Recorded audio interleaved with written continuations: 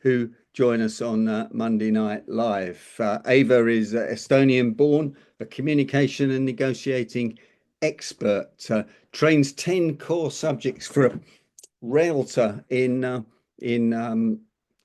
Albuquerque. And that's an estate agent in my language, particularly on mindset, business development, seller psychology, and managing client objections. Ava was formerly the president of the New Mexico Professional Speaking Association and writes for a leading newspaper in Tallinn, Estonia, from where she comes from, and her family are still in Estonia. Welcome, Esther, goodness me, what's the matter with me? Welcome, Eva. Thanks for joining us. And what's the weather like in Albuquerque? It's about 0 degrees Celsius and it is bright and sunny. That's a typical summer day. But good morning, everybody. And it's wonderful to see so many familiar faces here. It's been a hot minute since I was here last time. And just what a wonderful way to start a week. Wow, thanks for joining us. I must admit things have changed a bit since you were last with us on the 24th of September 2024. And thank you so much for writing a column for us in October. Give us a snapshot of what's been happening to you over the last 12 months and what's going on in America. Well, I guess everybody knows America has a new president. That's what has been going on in America. And it's highly entertaining, I must say. I think that journalists and comedians have ample food for their craft. Let's put it this way. But in my life, I am, going to work. I have a son who we have launched out of the nest into a college. And I think it's been a bit harder than I thought it was going to be, but it's life. It's tough on mums when the first one leaves the nest, isn't it? It is, and it's tough on them as well. We forget. I remember when I was 18 and I could not wait to get out of the house, and it was not nearly as exciting as I had thought in my head. Adulting is hard. You have to pay the bills, and you think that you're going to have all this freedom to do whatever you want. It's actually the opposite. So let's talk about Estonia. How did you come to write a column for a Tallinn newspaper? That's an unusual thing to do for a woman in New Mexico, the other side of the pond. Yes, a good friend of mine in Estonia, she is one of the leading hybrid war experts in the region. And she's politically, of course, very active. And she asked me to write 4 articles more than 3 years ago for a national publication. And so I did. It was a great challenge for me, and they liked it enough that they offered me a weekly opinion columnist position. So I'm a freelance writer, essentially. I'm not on their payroll. I write and they get paid when I write. Well, that sounds a win-win. I like the sound of that. Yes, Me too. Me too. absolutely. What do you find to write every week? I write every week, every Thursday. My family knows, my friends know, my clients know that on Thursdays I am unavailable because I have to come up with 1,000 to 1,500 words by midnight every Thursday. And Estonians, Derek, you and I, we've been talking about it a lot. Estonians are very reserved. You know that famous story when Elton John was in Tallinn giving a concert and he stopped 1 hour into it, turned to the audience of 80,000 and asked them, "Do you even like me?"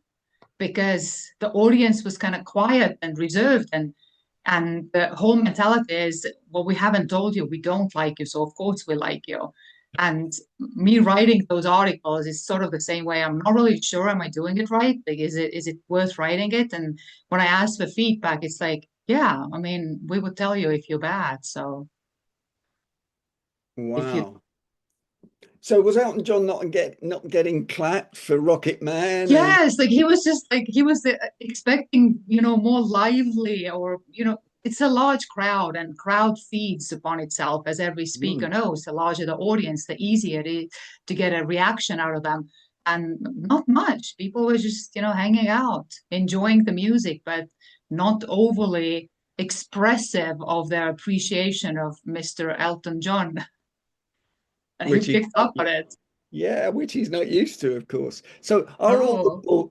all the Baltic states like that, or is Finland, Sweden, and Norway like that? I'm just thinking about my geography, or even the western side of Russia. Is that a cultural thing? No, I think it's partly cultural. Finns are very similar.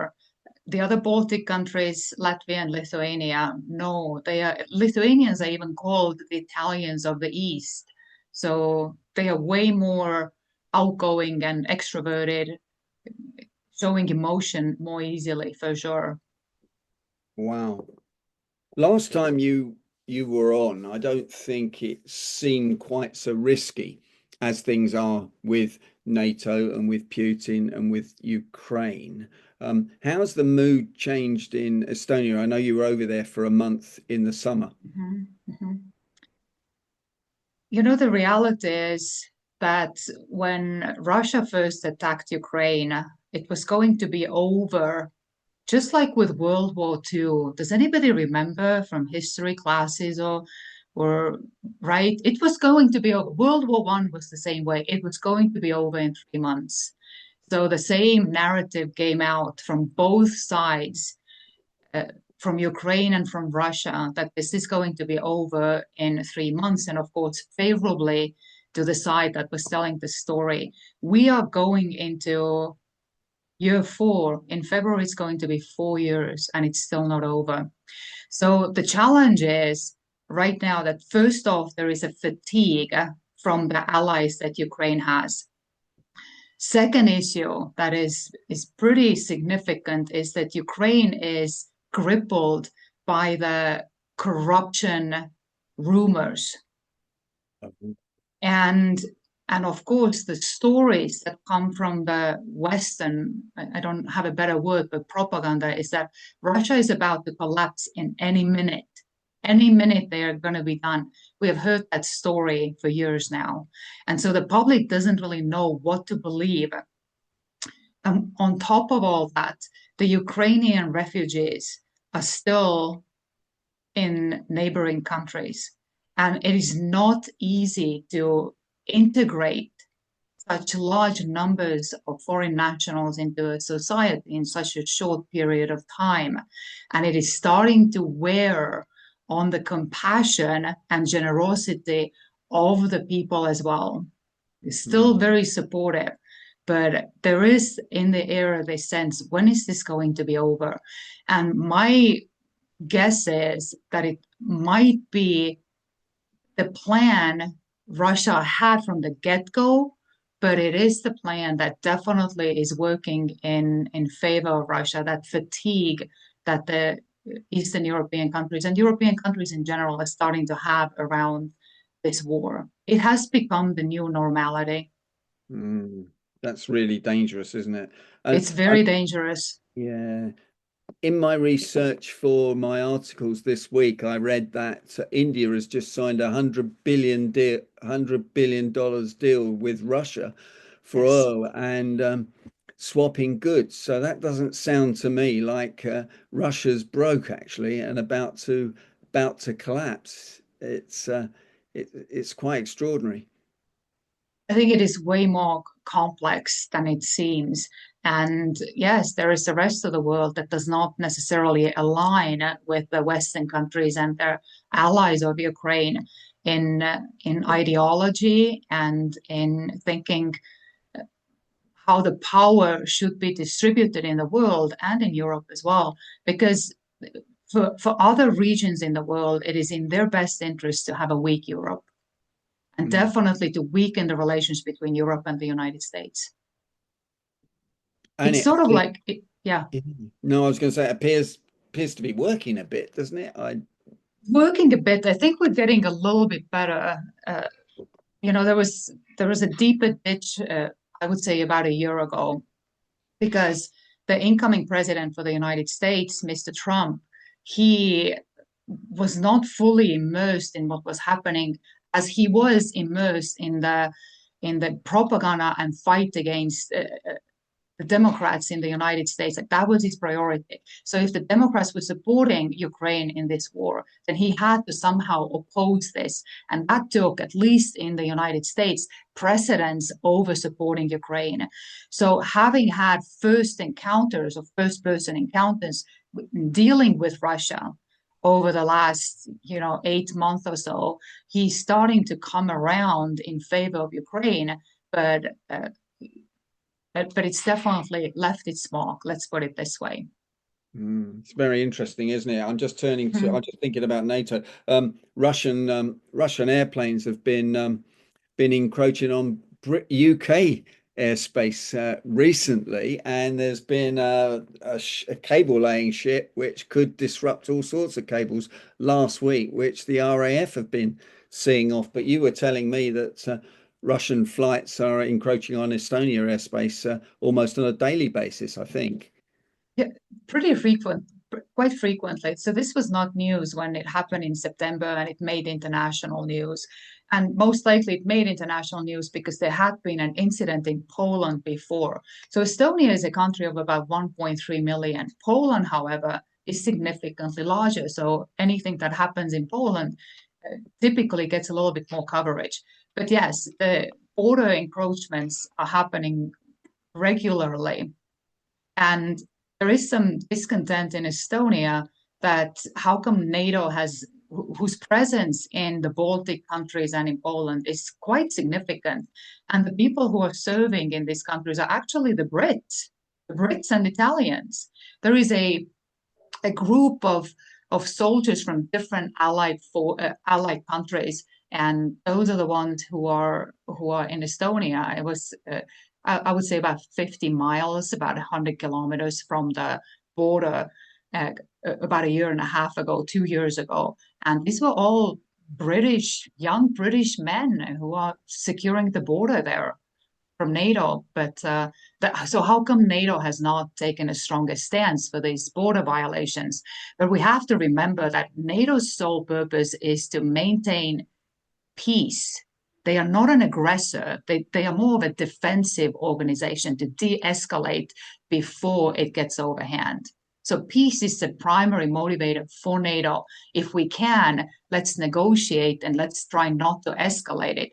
So a drone coming over the border is necessarily not the cause to escalate into an aggressive and hot war. Mm.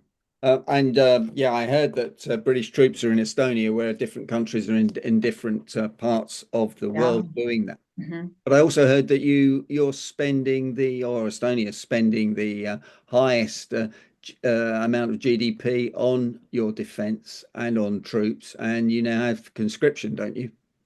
Oh, for sure. This came from President Trump again when he started putting pressure on the allies that they are not fulfilling the obligation under the NATO articles to contribute at least 2% of the GDP towards military advancement and security industry. So he started putting pressure. If you're not paying up, if you're not fulfilling your promise, then you shouldn't be a member of NATO. And it worked. So people started really pulling their weight. So, which, in all honesty, it's fair. It's fair. If you're part of an organization, you have made a promise in writing that you're going to contribute, then you should contribute. But Estonia is taking it to the next level because it's such a small country. And as a small country, we know so well that freedom is not a privilege and independence is not something that is just your birthright. It's something you have to defend actively and fight for on a regular basis. And even the United States, like Americans talk a lot about it. My son, who's 18 and who's in college, but who has contemplated in joining the military, it's on top of American military, at least at all times when I speak to ex-military or veterans, that defending the freedom is something that needs to be part of the plan for the country at all times, even for somebody as big as the United States. So needless to say, for Estonia, it's a must. It's a must. And Estonia has been slacking over the last decades for sure. Not over the last couple of years, but over the last decades, yes. Just remind everybody, for the benefit of people that don't know this, a little bit of the history of Estonia over the last 100 or 150 years. So Estonia has a complicated history, and there has not been a time over the last 1,000 years when Estonia has not been part of one of its neighbors. It started in the 13th century when the Pope Innocent III called for a crusade, for a Catholic crusade to the Baltic states. When we talk about crusades, we mostly talk about um, Mr. Lionheart from Great Britain and the Middle East, but there have been other areas where the crusades have happened, and so Baltic states was one of them, and the Crusaders were successful. It took them about 30 years to conquer the region, but the main reason why they were able to do so was because the area was fragmented and the clans were really fighting against each other. So there was some element of joy if the Latvians were conquered because, Estonians and Latvians had been at it for who knows how long. And for that reason, the necessity for Europe to stand as one against the aggression from Russia is so prevalent. 1,000 years later, and we are at the same spot again. Are we going to be indifferent to another clan, which is essentially what Europe is, right? We just have different clans of people.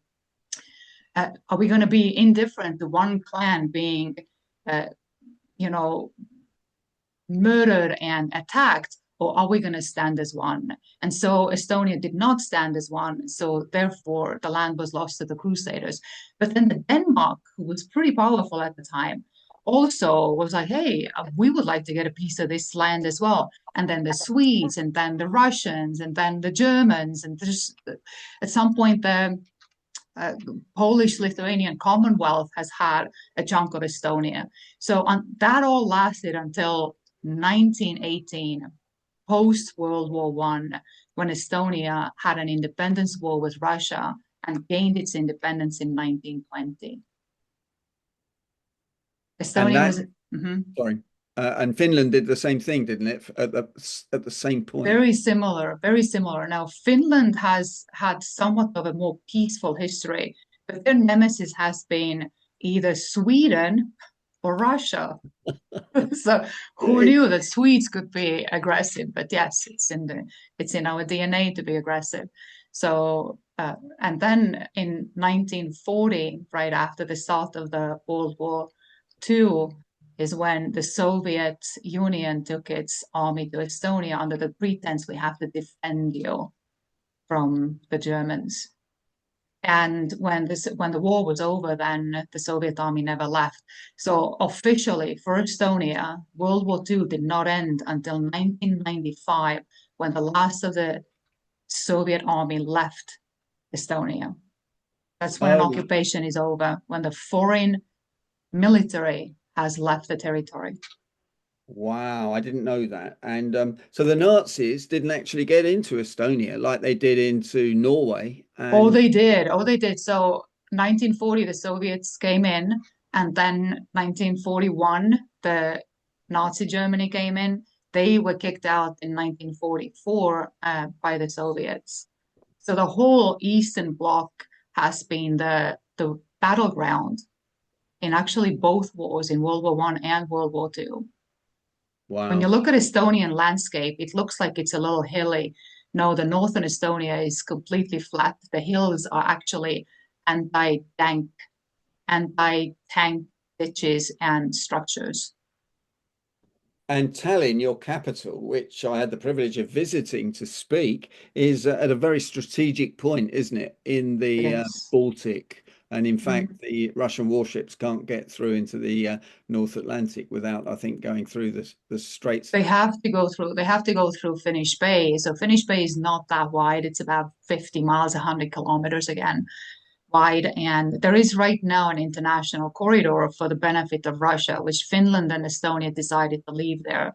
And that's how Russia gets its oil. It's their shadow fleet that comes through. And when I was in Estonia in the summer, you can be at the beach in North Estonia and you can see the line of these rusty old tankers that belong to essentially to Russia, but they're under the flag of these random countries from Africa and Asia taking oil in and waiting to get in. They are leaky, they contaminate the sea, and that's how Russia is funding the war in Ukraine. Wow. Okay. Well, that was a brilliant 8-minute snapshot of the history of Estonia. So thank you so much for that. Turning to your articles, so tell us how you write an article every week for the last 3 years. You know, that must be quite a headache to start off with, but once you get into writing, it probably flows. It does. It serves my personal goals as well because I want to be a better writer. And when you have to put your thoughts into a cohesive, understandable text, or you have to organize your thoughts in writing, you can really see what's going on in your head. I can think in my head, oh, I got it down. But if I have to actually sit down, have an opening and be captivating, keep my audience's attention, perhaps even ignite some emotion in them, yes, then I have done my job well. But it's a skill set that I've been working on. I was looking at the agenda you sent me for the training that you do for all these salespeople, etc. That's quite something. A lot of psychology in there, a lot of negotiation, a lot of selling. And what's the what's the latest research you've done into that? What do people want in selling in America in 2025? Well, in terms of real estate, what are they looking to buy? Anything. Well, it's, right now it's the slow season in the real estate market because real estate market here is very seasonal. It starts picking up speed at the end of January and it typically starts slowing down in September. But the market is balancing itself. When it was a strong seller's market for the longest time, not the longest time, but about 3-4 years, the market's balancing itself. So we see a lot of counter offers and a lot of negotiating. It's not as simple as this is what the homeowner wants and the buyer has to give the homeowner whatever they want in order to at least get a house and have a place to live. That's not the case anymore. So the negotiating skills of the brokers are really being put to test. But my motto is that everything is negotiable. You just have to know what is it that the other people are looking for. We are And looking for the deal breakers. What's the deal breaker? Can we somehow soften it around them? Soften the deal breakers so that they're not as drastic.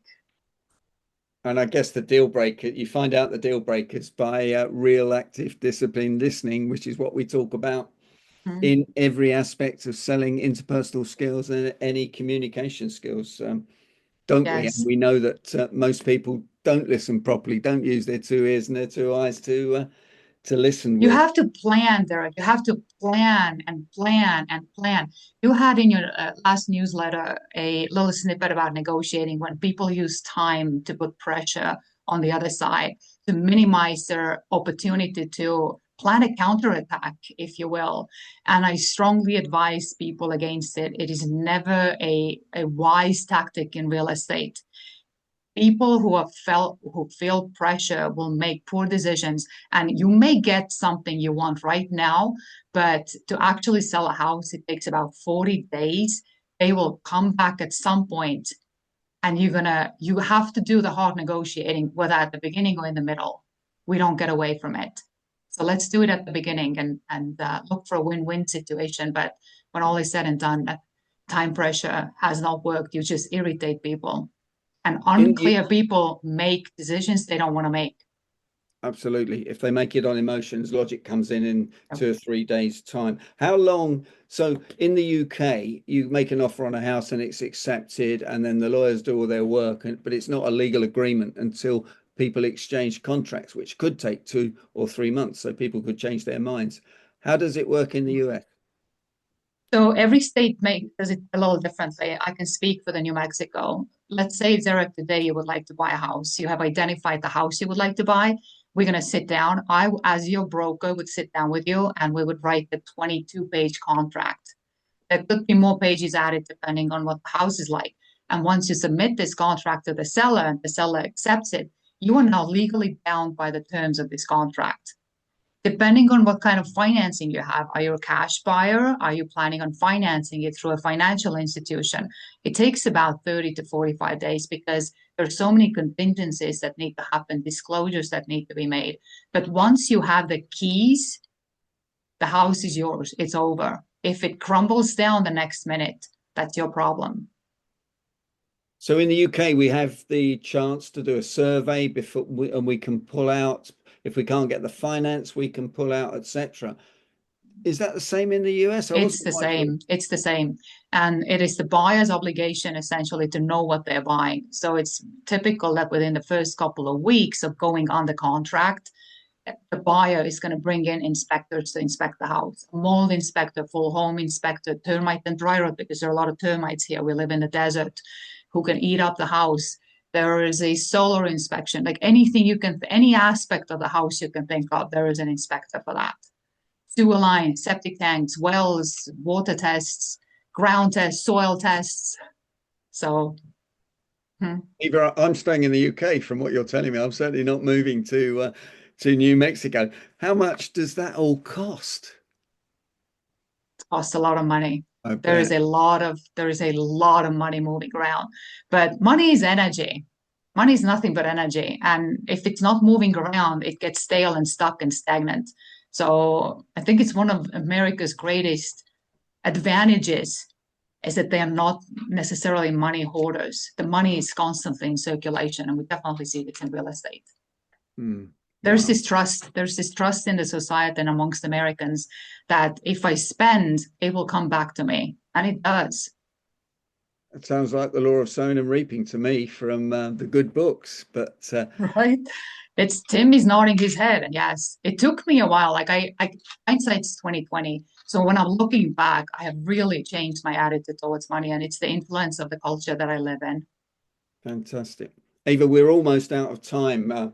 What about giving us one last tip from your worldly wisdom for 2026 for people for people live or for people listening to this on the podcast or watching it on YouTube? All right, Derek, I'm going to get all wacky here, so bear with me. Nobody has a crystal ball. We don't have a crystal ball about what's going to happen in Ukraine or Russia. You don't have a crystal ball of what's going to happen by tonight, right? So the best we can do is pay attention to what is your attitude towards your future, because there's no point of worrying about things that we don't know are going to happen. All we have is this moment right here today. And you're actually the true freedom, since we were talking about independence and freedom, the true freedom is for you to choose this minute. What am I going to think and how am I going to feel in this hot minute? And wow. It's the same even if there is an active war. Derek and I, we were talking about it very briefly before this meeting, that war, when it happens, it's not like there is bombing and shooting every day of every minute. There's an ebb and flow even to a wartime, and people, the civilians, still have to live their daily lives. And what is it that you can find in this world that makes you happy, that makes your load a little bit lighter? Absolutely. And what you're really saying is stay in the present, stay in the now, but protect yourself from eventualities. Absolutely. Eva, thank you so much for joining us yet again. And can I ask members of Monday Night Live to give Eva a vote of thanks in the normal Monday Night Live way? I hope you'll stay on, Eva. I'm just going to go through my routine and close the show down. Eva Fanari from New Mexico. Thank you, Eva. Thank you.